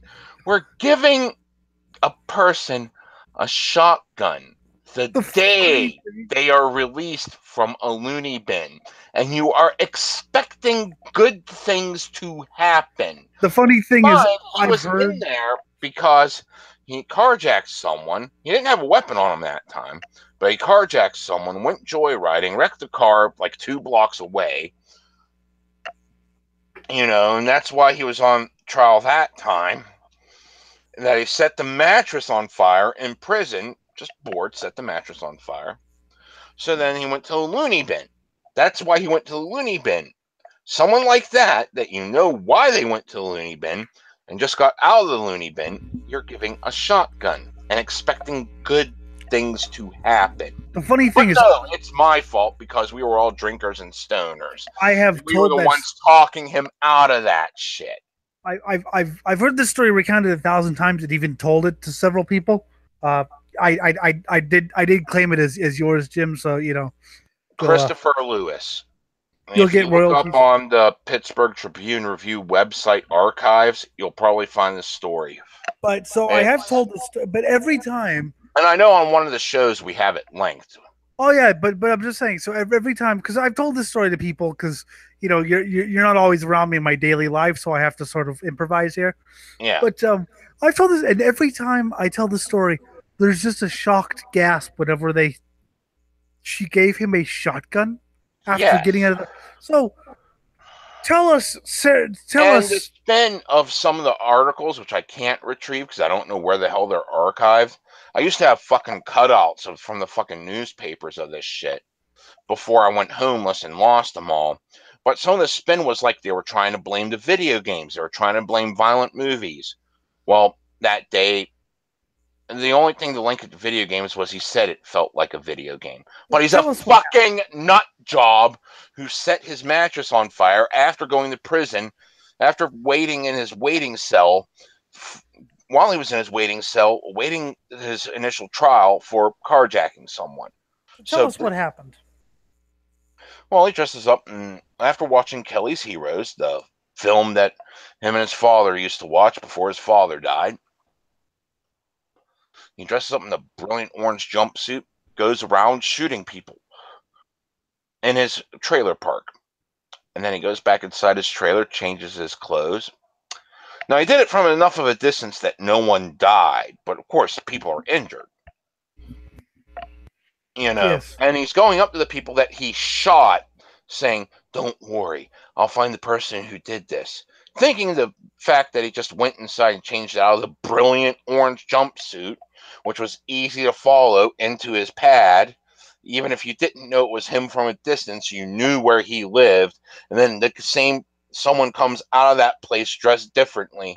You know, even if you were dumb as bricks, you would know this is the guy that shot me, saying he's going to find the person who shot me.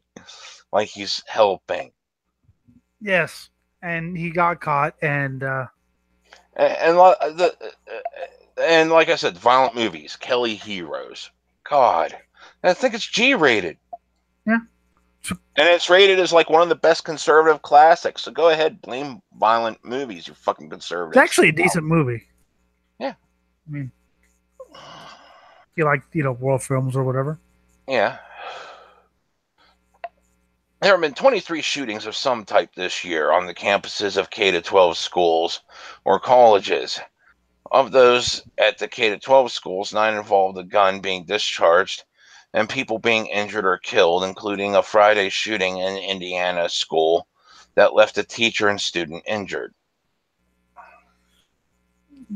Yes, but let's actually focus on like the actual problems, not non-existent pornography in stores. Contrary to Black's take, experts say poor social, economic, and cultural conditions are primary drivers of gun violence. If I could work cameras, I would do a Swine Brothers video tomorrow, or I would drag my fat ass to Ralph's and actually go, or one of the grocery stores around here, and and look for pornography. Unfortunately, I don't know how to work a camera, and I'm incredibly lazy. And you're blind. Well, that's yeah. Just saying that for someone who just tuned in and doesn't know, he's the blind kid. Yes, but if you just tuned in, him all the time, and I keep telling him, what if he comes to visit me, I'm going to lure him off a cliff, and he's not going to know till he's falling. Yes, but then Jim knows that I have friends that actually care about me. Yeah, I know. And so that the vengeance will be bloody. Mm-hmm. Yes, the vengeance will be long, bloody, and drawn out. So let's have our quick fix solution. It's the video games. It's the movies. It's pornography. It's metal or rap music. We're not going to look at mental illness. I mean, you said mental illness, but pornography was more important than mental illness. It's the violent rap. If it's not heavy metal, it's Marilyn Manson. If it's not Marilyn Manson, it's Snoop Doggy Dogg or whatever the fuck the big rappers are. Whatever kids are into, we have to destroy it. And they're into porn. And yet studies show that they're not as into porn as they used to be. Mm-hmm. It's the internet's fault. Because the sex drive's dropping dramatically. Where's Swine Brothers? What? I want to be blamed for something. Yes, we need to be blamed for this. I can remember how proud Jello Biafra was when he was. They had some guy who called, like he said, the music called. God told his kid to commit suicide or whatever, and one of the bands they listed is Dead Kennedys, and Jello's like, "Ha! I finally got one." Yeah, I've finally been blamed for something. Exactly. It's just so I can't wait till I still love not only are you problem. Not only do you represent everything that's wrong, with what was it, with humanity, you're wrong with everything that's wrong with society as a whole. Oh, that's glorious. No, I'm sorry. Not only do I not like your show, but you represent everything that's wrong with society and humanity. That is just, I'm so proud to be an American. And that was from a conservative. I love that First Amendment to hell. Yes. It was such fucking great. Yeah. Enacting policies to improve these conditions for people, along with reducing access to firearms, that won't change much. I mean, increase it, decrease it, you're still going to have a bunch of murders taking place all the time. Oh, yeah. I mean, it's not going to affect things. It's just going to change the mode.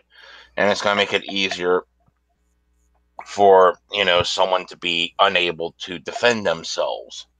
should that come. And it's going to make it a hell of a lot easier to have a fascist government or a communist government come in and say, we're taking over now because you don't have your firearms to shoot us in the head anymore. Ha ha, ha ha.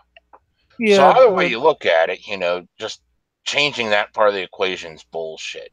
but fascist governments can still take over in this country. I mean, firearms won't do much good against tanks and nukes. Well, if we decided to nuke our own, yeah, but I mean, you could try to kill a tank with a shotgun. oh, and you can kill a tank with lots of different means. I mean, fuck. I've researched this shit time and time again, and I'm not telling people how. But if we start nuking, our own, then But just realize the information's out there and to be careful which information you get because the government does like to lace things with blow yourself up methods of doing things. which are well, it's not even just the government; it's also just idiots like the Anarchist Cookbook. Oh, God. That just took like one semester of high school chemistry to debunk. I've actually read because I remember being told about the Anarchist Cookbook being this illegal book that it's like it's full of evil explosives. I read it. I was like, dude, this Smoke doesn't. banana peels. Yeah. We actually decided, this is so stupid. Let's try it because we were already high as fuck. So we tried smoking banana peels. The reason I say kill a tank is because Puke had a really corrupted fucking bad war game which you could punch a tank to death. It was just it's Puke. Holy shit. There was this one day, me and he who shall not be named were playing Grand Theft Auto Vice City. And he who shall not be named got cut off by this guy before he could carjack him. So he just started running behind him and began punching the back of his car. And the guy sped off, because, oh my God, there's a crazy guy punching my car. And he kept chasing him on foot to punch the car more. And he punched it till the car was on fire, stopped, watched as the car drove off, then blew up with the driver still inside. It's like... he punched the car to death. Yeah, but you have to wonder what was going through that driver's mind that he didn't just do anything other than, oh my God, he's punching, oh my God, he's keeping up. Oh. That's honestly something I've never I've always wanted to do with Grand Theft Auto is have a bailout function because it's like, oh come on, no driver would stay in the burning car like that. Yeah. I mean, you can bail out; they don't. Yeah, I'm just saying. But yeah, you could no, but it was even better because it was one punch, and he was just this little guy, and so he would come boom, boom. He just punched a tank to death. Would go a long way to stemming mass shootings, they say. I think enacting policies to alleviate these conditions for people would help. But guess what policies would actually help the most? Getting the government out of our lives, not forcing us to associate with people we wish not to associate with. Because under our current laws, people are forced to associate with me. And you hear this show. What do you think? Do you actually wish to associate with me? I know some of you do out there. Others, you're only watching because you like the shit show and you want absolutely nothing else to do with me, hence why you don't fucking comment on our things, so you don't want it traced back to you that you actually watch this show. Yes. Do you actually want to be so? I know my girlfriend does, and I know a couple of friends who listen to this too, which makes me question their mental state. But most of you are probably just watching this to see two people losing grip on their sanity slowly self-destruct. Which is fine. Until we go masturbating with porcupines. Ow. Yes, that's how depraved we will be. Live porcupines. Huh? Live porcupines, not dead ones. Yes, exactly. Because they got to be able to wiggle and shoot those spines. Yes. Yes. Apparently that way can go into our eye while we're rubbing our dicks on them. Apparently those spines hurt like fuck. Oh yeah, I've heard tale of people that have been hit. Porcupine.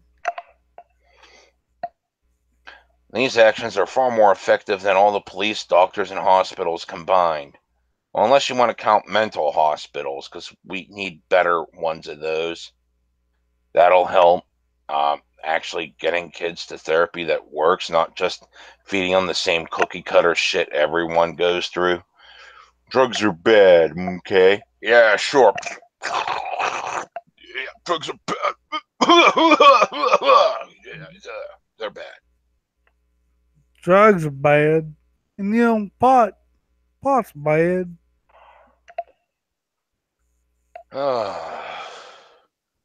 Yeah, the mental health system's in shatters. And like the moment you get on there, there's so much you're disqualified for, even for something minor like, you went crying boo-hoo once. Yeah, but people are stupid and should all You know, die. you sit there and say, okay, well, it depends upon what you were in there for, instead of just blanketing, oh, you were in there, you're fucked on this, that, and the other thing. Actually say, well, okay, this was mommy and daddy issues. That's fine. You were in there because you carjacked someone. Yeah, See, you're that's banned. why I was You're always good banned from enough. firearms. Oh, by the way, buying firearms for someone that's not allowed to have firearms, according to Pennsylvania law at the time Crazy Louie did his shit, that was illegal. Did she go to jail? No, it's because they blamed the video games and the movies and the music and the Yes. kids he used to party with, who were the ones who used to talk him out of the shit like this. You remove the stable influence, I can granted, yeah, we're remember a bunch of degenerates, but before at I least you're met saying, no, that'll get you caught in jail. Really? before I met Puke and Allison, I was talking about how, yeah, fuck it, I want to like shit on everything, fucking blood in the street, motherfucker. And Puke and Allison were like, okay, first of all, it's not like reasonable. Second of all, that's illegal, and you're gonna throw your whole life away. And third of all, shut up. So I remember the first time I was watching A Clockwork Orange. I was on about 3, 4 hits of acid. And I was watching the first part. I'm like, yeah, let's go out and kill people. This will be great. This will be great. They're just shut down, Jim. Shut up. You'll watch the movie. It'll be cool. I want to go kill people. It'll be fun as hell. Come on, Jim. Just watch the movie. Oh, wow. That's right. Prison's a place that exists. Once it gets to that part of the movie, because I completely forgot prison existed. I was so tripped out. Yeah, maybe I shouldn't kill people because I'd go to prison. That a boy, Jim. That a boy. Yeah, right. So, and yeah, the people who, and I remember being told you don't want to hang out with those people. They're older than you, and they're like into drugs and evil music. I was like, drugs and evil music. I like drugs, but I was evil music. Ooh, tell me more. Yeah. Sometimes the degenerates are probably the best influence your kid can have. Sometimes. Amen to that. So, it's still potluck, but that nut job needed direction. And she prevented him from getting that direction by saying, I'll call the cops on you if he ever comes by again. Okay, he's banned. And look what happened. He showed up the trailer park. We would have talked him out of that if you would just let him keep party with us. That's why I think I will be a good parent because I am already a fucking nut job. Mm-hmm. And So you so, know how a kid's gonna say, I'm gonna go out and murder people. No, listen, prison's a place that exists. You want to know how yes, much prison sucks? Why'd you lock me in my room with nothing but a bed and no sheets and blah blah blah? This is prison. Stay in there for 3 hours. Mhm. yes. And now imagine, and then when I let you out, imagine doing that for the rest of your natural born life. That is prison. So I can't have any fun. I didn't say you couldn't have any fun. Come on back to the back of the house. I'll show you how to have fun. This is how you get away with this. This here is minor enough that you might spend like 3 months. That's a life sentence. You don't want to do that unless you're certain that that person really, really, really deserves it. And you have to sit there and ask yourself, is it worth it for a course of 1 year before you can actually say it's worth it? Yes. Because if you can hold that grudge for a year, then maybe. Just to Unless be it's safe. Anarcha. Yeah. And here, let me show you how to blow things up. No, you don't want to use a nail bomb. That's too unpredictable. How do you know? Let me tell you a story. Exactly. It's like whenever I still had custody of my daughter, I let her play Grand Theft Auto. And you want to know what I said while she was playing it? What? Aw, Tommy said a bad word. He's going to get his mouth washed out with soap. Getting wasted hurts really bad, and sometimes you never wake up. Oh, he got busted. That's like a timeout that lasts for the rest of your life. So, because I was instilling in her, these are the consequences of these specific actions. I mean, yeah, she still made me proud the day she said, "Look, Daddy, I'm making friends," as she's running around the beach with a flamethrower. She at least got the idea of what crime and punishment is, and her school said that she was the best behaved child they'd ever seen. Wow. Do you Because I took remember? the time to tell her, you Yeah. do this, that's what happens. And she had fun. Do you remember Chief Hamlin from Fallout New Vegas? Mm-hmm. The guy with the old voice telling stories. I picture you in 30 years if you haven't died, like talking to some random people that come up, like some random kids that come up to you sitting on your lawn. Let me tell you a story. One time, me and my friends we got a nail bomb. One time my friend got this back of M80s off his parents from 4th of July, and we went out to this field and we're lighting them off. And there was just one that had a fuse out the side of it, and it looked just like one of the damn smoke bombs I had just a week prior. So I kept trying to tell him it's a smoke bomb, and he kept telling me no, it's an M80. So I was like, fine. I lit it, put it on the ground, started dancing around it, saying, "Kill me, kill me, kill me." Boom! It went off. I fell flat on my ass. Boy, was I dumb. Oh, that's why you need to live to an old age. Oh, yeah. I think that'd be the only thing I'd have to look forward to. Listen here, kids. When you drink a beer bong filled to the brim with vodka, don't. Because if you survive, you just wasted a lot of alcohol. And your tolerance has gone up so much that, like, you can't afford to get drunk anymore. That is so true. And but most of the time, you'll just black out, hit your head off the damn table, and your friends, if they're kind enough, will carry you somewhere as you're lying there in the fetal position so you could sleep. If they're not kind enough, they're gonna draw all over your face and piss on you. My friends would do both. They would draw over my face and then carry me. But I weighed hundreds of pounds, so they had to like be very Yeah, I was about 300 pounds then. yeah. But 6'2", 300 pounds, fat bass. Well, no, actually, no, I was closer to 250 then. During my party years, I was lucky starting to you. pack it on, but I wasn't like fat. 300 happened after the ex-wife, but still, that's a cumbersome burden of dead Yes. weight, 6 foot tall. Just blah. I mean, it had to take 6 of them to just get me there. The 6 strongest of them. Yeah, it took six. Oddly enough, one of the strongest was the short pink girl. She was about 5 feet tall, but goddamn. But yes, but they also draw on my face, and I was barely conscious enough to go, dicks. Yay.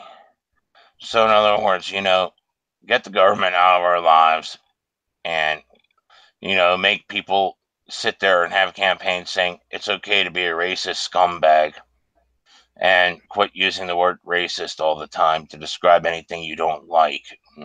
And teach your kids well. and let your kids fuck up. They really, really need to go out there and do some really fucking stupid shit in order to learn better. Otherwise, at the age of 25, they're going to start doing drugs that they should have been doing when they were 13 and ruin their lives because they're not all on their own and don't have the safety net of their parents to fall back on. Whereas when they're 13, yeah, mommy and daddy can bail you out of jail. And they're going to make you get a paper route so you could pay them back. Yes. Whereas if you don't, then they'll become fuck ups, and they if they do fuck up, they'll have great stories to tell. Oh, yeah. As anyone who's listened to this show will know. Anyways, that's all I got for today. That is all I got for today as well. The story isn't. Yeah. This has been the Swine Brothers Show, episode 151 for May the 31st, stroke June the 1st, where Jim is. It's not yet 12 here. We're in different days. How's the future, Jim? It sucks. It's worse than yesterday. You can contact us at Cosmicgodsdie at gmail.com. Facebook is Swine Brother and Twitter is SwineBro666, and leave a fucking comment. Yeah, unless you're too ashamed. But even if you are, still leave one, telling us how much of a degenerate we are. Yeah, so we'll send you nude pictures. I don't know nude pictures of what. Probably just a Doberman, but still. Yeah, I don't know. He's got a huge collection of nude pictures, and he doesn't even know what they are. And whenever he shares them, it's like, oh, well, that's a beaten up Dodge Charger Daytona. I want one. For the Jim. I want a Dodge Daytona. For the Jim. It's a great looking car. I've been Elliot Lindemood, and there's a Dodge Daytona over there. So long, everyone. 151 proof, motherfucker. You mix that up, good.